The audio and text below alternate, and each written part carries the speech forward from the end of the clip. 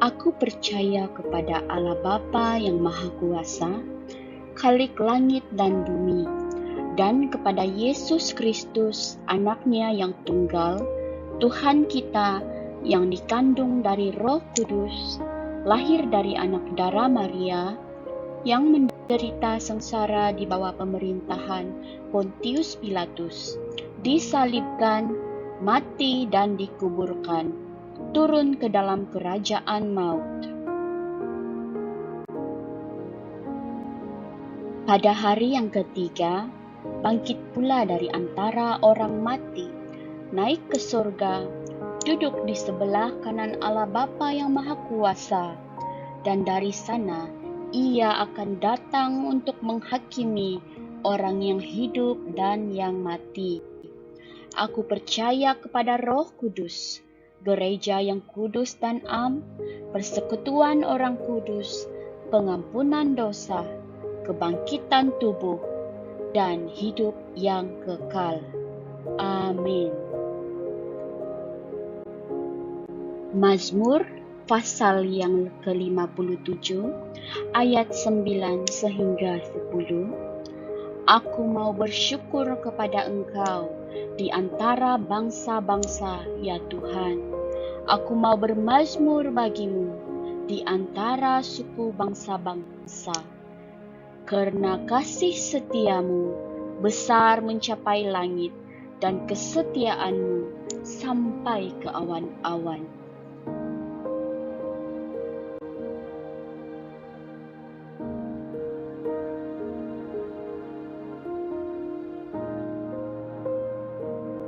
Bapa di surga, kami bersyukur atas berkat dan perlindungan-Mu dalam hidup kami. Terima kasih karena telah mengizinkan kami berkumpul dalam ibadah secara online pada malam ini. Sertailah acara ibadah kami dan berkatilah kami dengan firman-Mu yang akan disampaikan sebentar lagi. Dalam nama Yesus Kristus, kami berdoa. Amin.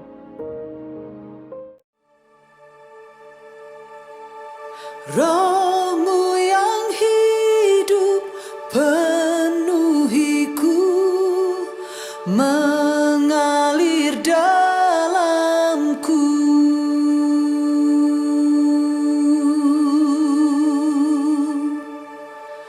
Jiwaku tenang bersamamu dalam naungan-Mu.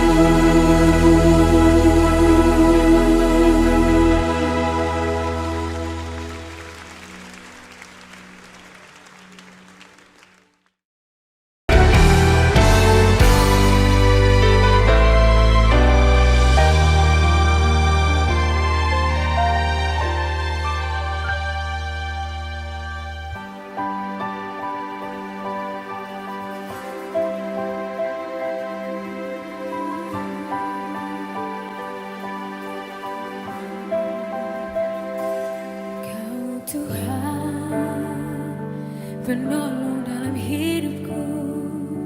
Ku percaya hanya kepadamu. Kau pegang tanganku dan tuntun langkahku.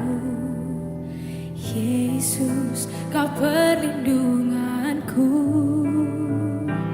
Kau Tuhan, kekuatan dalam hidupku, penolongku dalam kesesakan. Kau gunung batuku dan pertahananku. Yesus, Kau kemenanganku.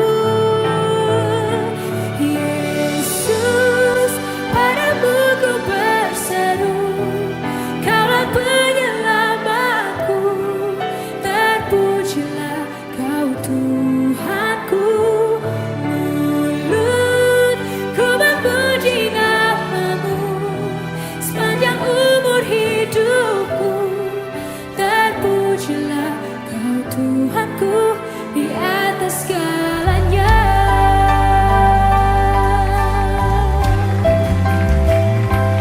Kau Tuhan, kekuatan dalam hidupku, penolongku dalam kesesakan.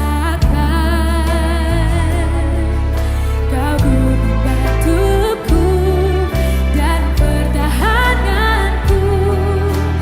Yesus, Kau kemenanganku. Yesus, padamu ku berseru, Kaulah penyelamatku. Terpujilah Kau Tuhanku. Mulutku memuji namamu sepanjang umur hidupku. Terpujilah Kau Tuhanku di atas segalanya.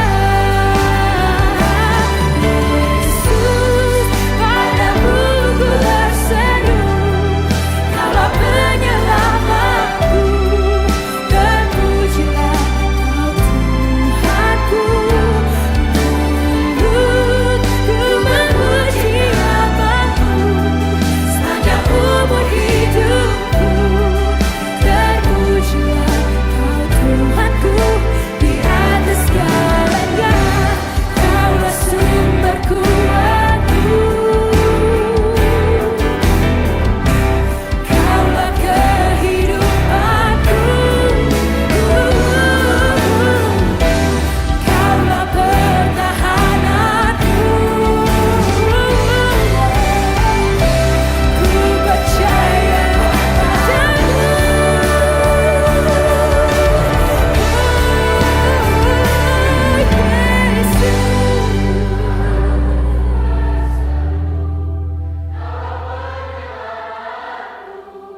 Terpujilah Kau Tuhanku. Ku memuji namamu sepanjang umur hidupku. Terpujilah Kau Tuhanku di atas segalanya. Mulutku memuji namamu sepanjang umur hidupku. Terpujilah Kau Tuhanku di atas segalanya.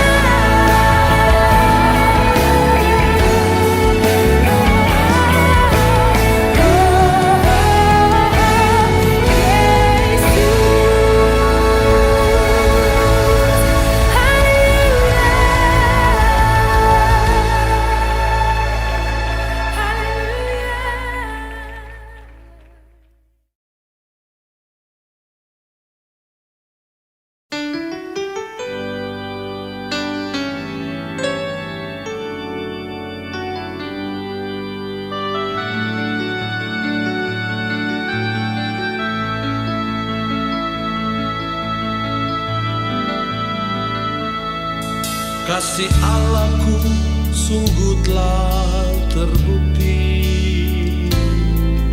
ketika Dia serahkan anaknya.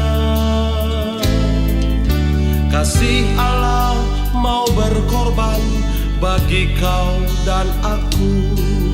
Tak ada kasih seperti kasih-Nya. Kasih Allahku sungguh telah terbukti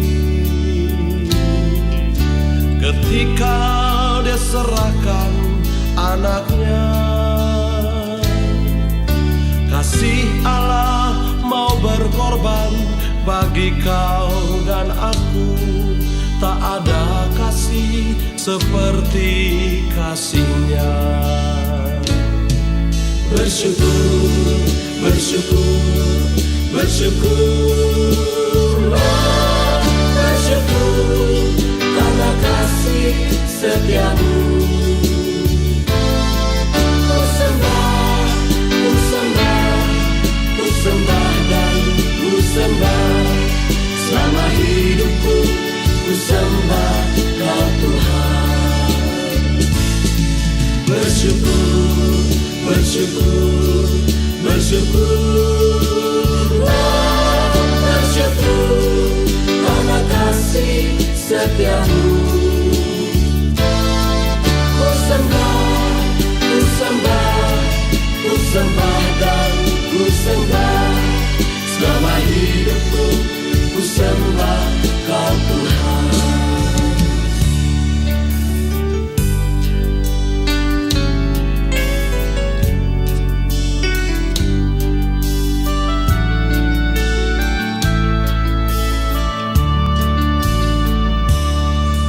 Kasih Allahku sungguh telah terbukti ketika Dia serahkan anaknya. Kasih Allah mau berkorban bagi kau dan aku. Tak ada kasih seperti kasih-Nya. Bersyukur, bersyukur, bersyukurlah, bersyukur karena kasih setiamu. Ku sembah, ku sembah, ku sembah dan ku sembah. Selama hidupku ku sembah Kau Tuhan. Bersyukur, bersyukur, bersyukurlah,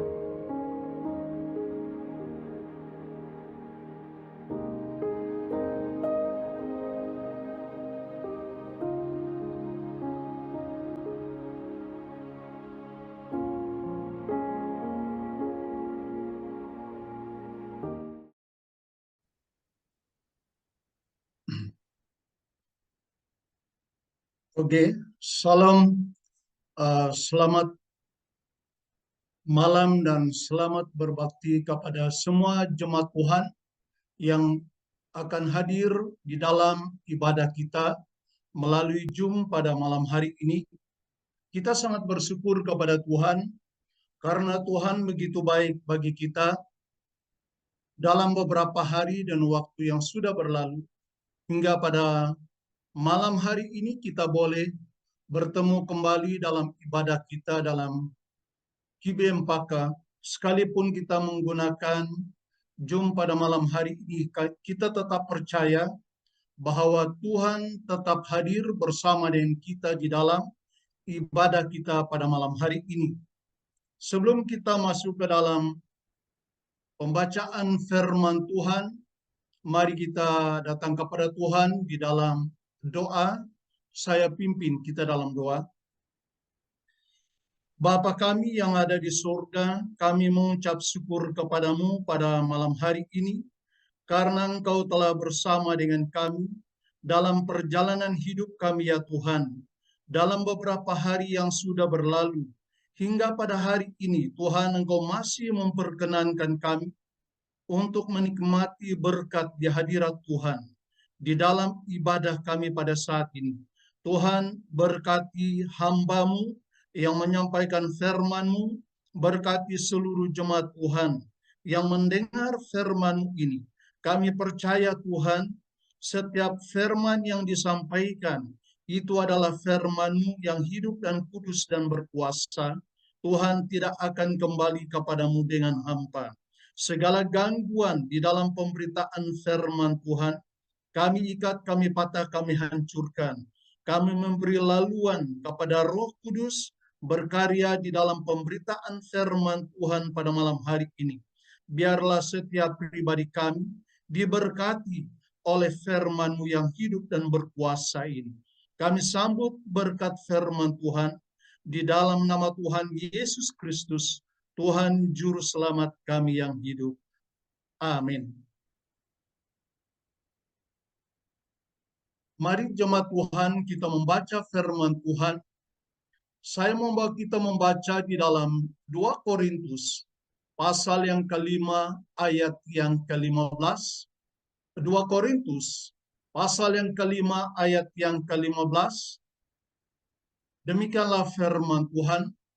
Dan Kristus telah mati untuk semua orang, supaya mereka yang hidup tidak lagi hidup untuk dirinya sendiri, tetapi untuk Dia yang telah mati dan telah dibangkitkan untuk mereka.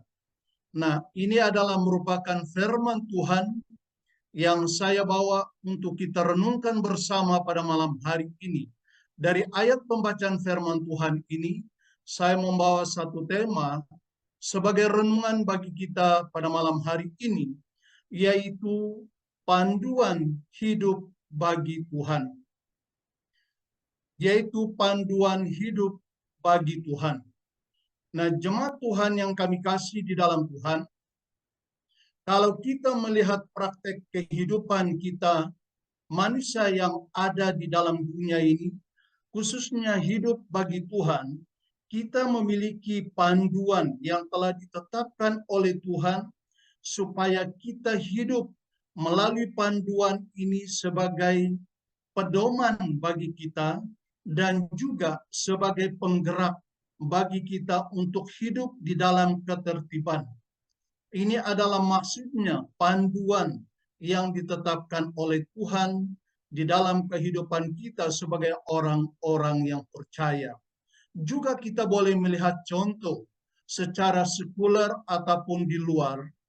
Sebagai rakyat yang hidup di dalam sebuah kerajaan yang berdemokrasi, kita selalu menjalani hidup kita berpandu dengan undang-undang yang telah ditetapkan oleh kerajaan. Mengapa?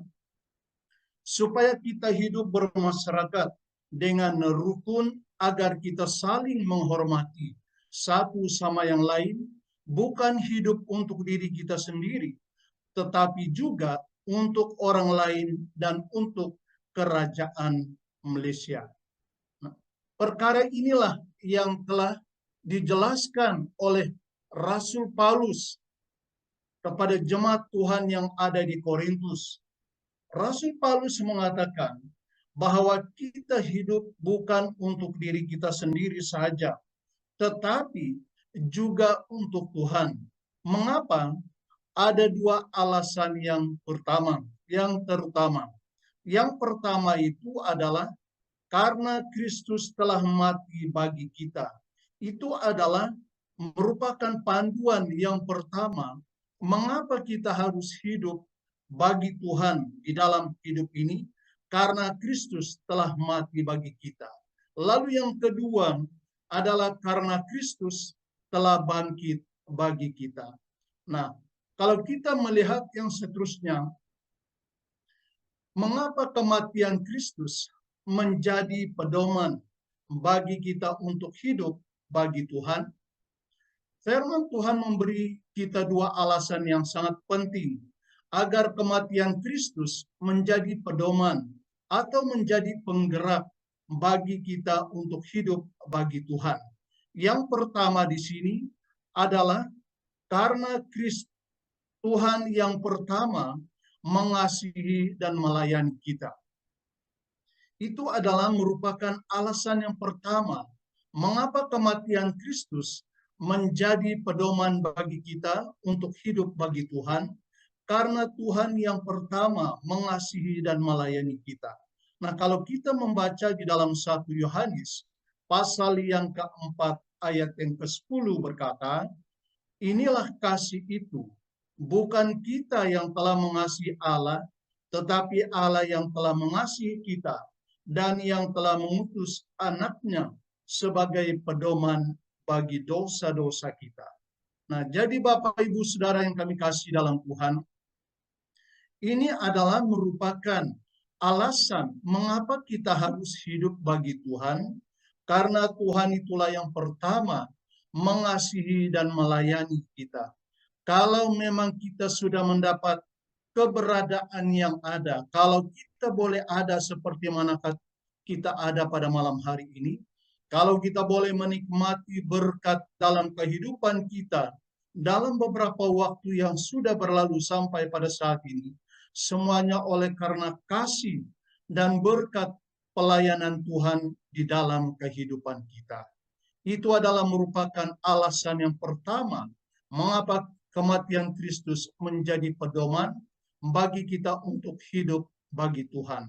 Lalu yang kedua, mengapa kematian Kristus menjadi pedoman bagi kita untuk hidup bagi Tuhan?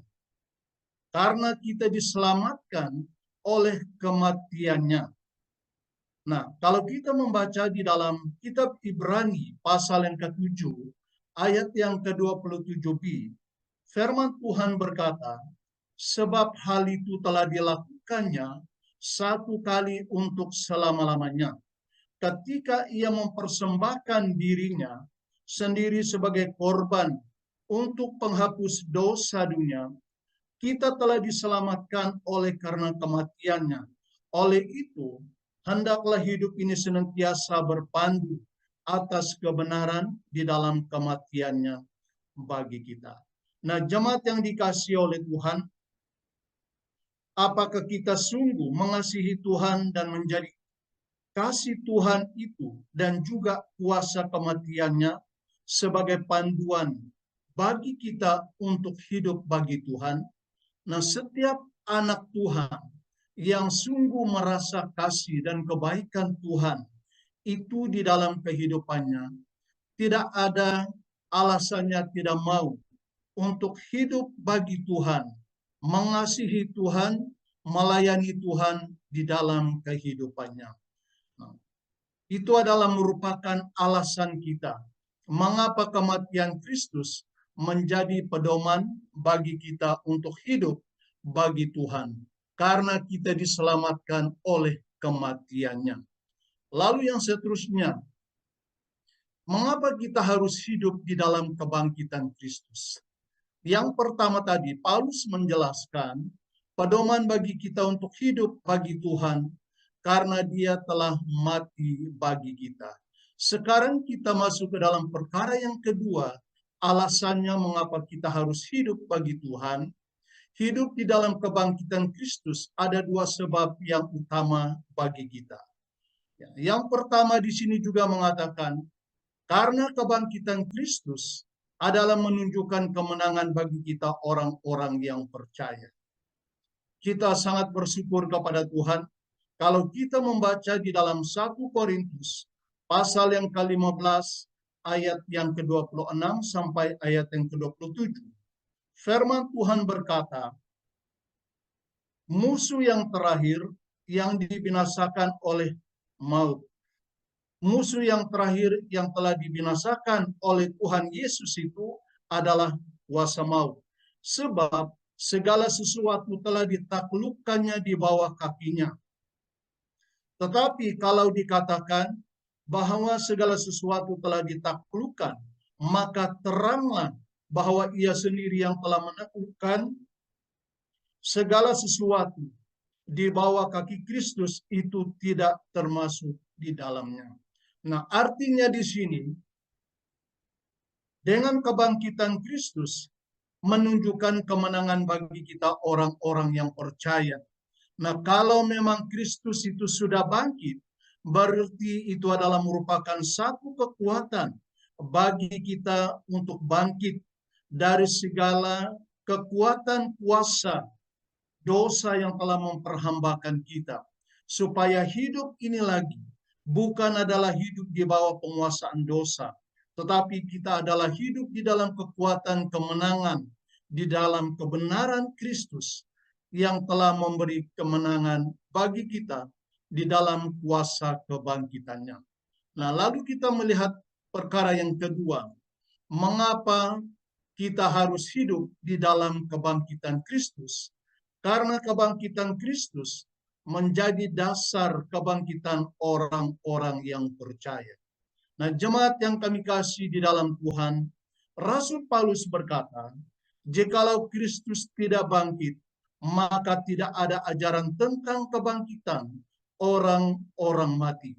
Yang benar bahwa Tuhan Yesus telah bangkit dari antara orang mati, orang yang mati di dalam Kristus akan dibangkitkan.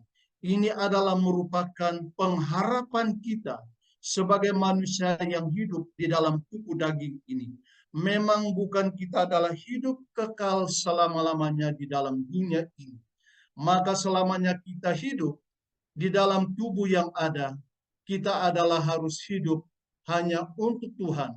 Apabila kita mengalami kematian di dalam hidup ini dalam peralihan dari tubuh yang binasa kepada tubuh yang kekal, kita harus percaya bahwa kebangkitan Kristus itu adalah merupakan dasar iman, percaya, dan pengharapan kita kepadanya. Oleh karena itu, firman Tuhan mendorong kita untuk hidup bagi Tuhan karena Kristus telah bangkit bagi kita. Jemaat yang kami kasih di dalam Tuhan, mengapa hidup di dalam kebangkitan Kristus itu adalah penting bagi kita? Mengapa hidup di dalam kebangkitan Kristus itu adalah merupakan sesuatu yang sangat penting di dalam kehidupan kita sebagai orang-orang beriman? Firman Tuhan memberi dorongan bagi kita karena ini adalah menunjukkan bahwa Allah menerima pengorbanan Tuhan Yesus demi untuk kita. Dalam arti apa yang telah Yesus lakukan untuk menyelamatkan setiap pribadi kita manusia yang berdosa ini, itu sudah diterima oleh Allah Bapa sebagai jalan keselamatan, sebagai jalan penerimaan bahwa kita adalah orang yang layak diterima karena kuasa darah Tuhan Yesus Kristus, karena kuasa kebangkitan Tuhan Yesus Kristus di dalam kehidupan kita.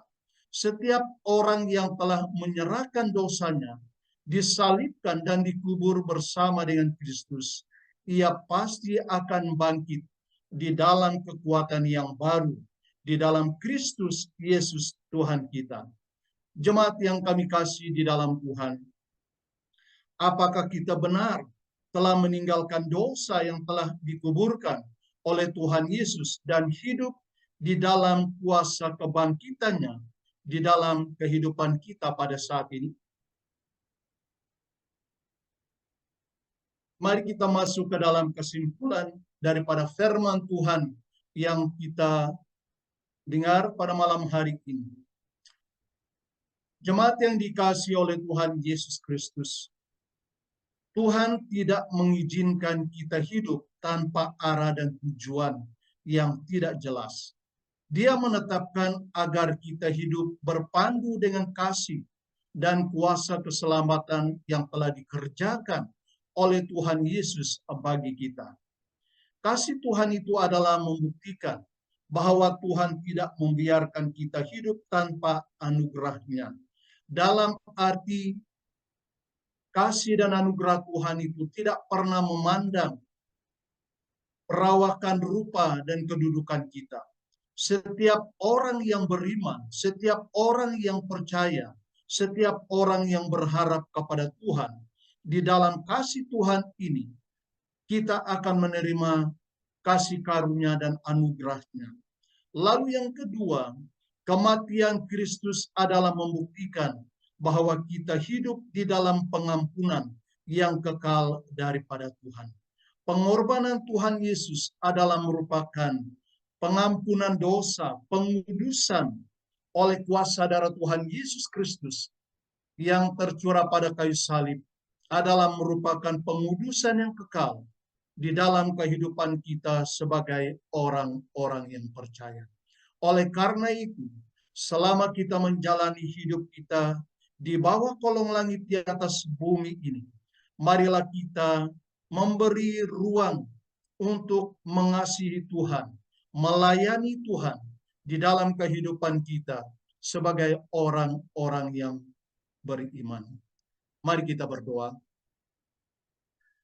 Kami mengucap syukur kepadamu ya Tuhan, atas berkat firman-Mu yang telah kami dengar pada malam hari ini. Kami percaya Tuhan, firman-Mu ini tidak akan berubah. Firman-Mu sungguh menjadi terang bagi kehidupan kami. Firman-Mu sungguh menjadi pelita bagi kaki kami. Tuhan, firman-Mu sungguh menjadi pedoman untuk menggerakkan kami hidup di dalam kehidupan ini untuk memuji dan memuliakan nama-Mu Bapa. Tuhan, pada malam hari ini, biarlah firman-Mu yang telah kami dengar, Tuhan memberi kekuatan, memberi dorongan bagi kami, bagaimana kami boleh menjalani hidup ini untuk kemuliaan bagi nama-Mu. Sebab Engkau adalah Tuhan yang pertama mengasihi dan melayani kami. Kami sangat bersyukur kepadamu pada saat ini, karena Engkau berkenan memberkati dan memberkati kami di dalam hidup ini ya Tuhan. Pada waktu kami lemah, Tuhan Engkau memberi kami kekuatan. Pada waktu kami berada di dalam kedukaan, Roh Kudus yang memberi penghiburan dan pengharapan bagi kami. Tuhan, pada waktu kami berada di dalam penderitaan sakit penyakit, Engkau adalah Tuhan yang memberi kesembuhan bagi kami. Kami memuji dan memuliakan nama-Mu ya Tuhan. Berkati seluruh anggota jemaat, baik yang berkeluarga maupun yang bujang, baik yang bekerja maupun yang mencari pekerjaan, baik yang sudah lanjut usia maupun yang masih muda. Tuhan, kami percaya dengan kasih dan anugerah-Mu, Engkau tetap memberkati dan memelihara kami, seperti mana kasih-Mu yang tidak pernah beranjak di dalam kehidupan kami, baik dulu, hari ini, sampai selama-lamanya. Terima kasih ya Tuhan, kami mohon kasih dan berkat daripada Allah, dicurahkan di atas umat-Mu, dimanapun mereka berada pada malam hari ini. Kami percaya dengan kekuatan, atas kekuatan gada dan tongkat Tuhan, menuntun umat-Mu ya Bapa, mulai pada malam hari ini, sampai selama-lamanya. Di dalam nama Tuhan Yesus Kristus, kami berdoa dan mengucap syukur ya Tuhan. Amin.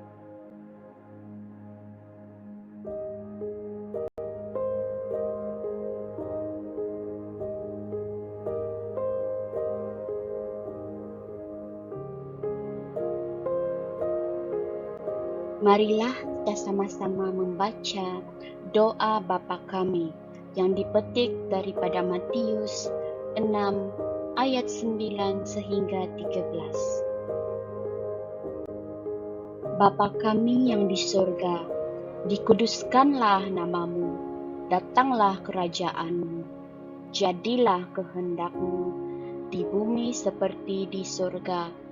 Berikanlah kami pada hari ini makanan kami yang secukupnya. Dan ampunilah kami akan kesalahan kami, seperti kami juga mengampuni orang yang bersalah kepada kami. Dan janganlah membawa kami ke dalam pencobaan, tetapi lepaskanlah kami daripada yang jahat. Karena Engkaulah yang empunya kerajaan dan kuasa dan kemuliaan sampai selama-lamanya. Amin.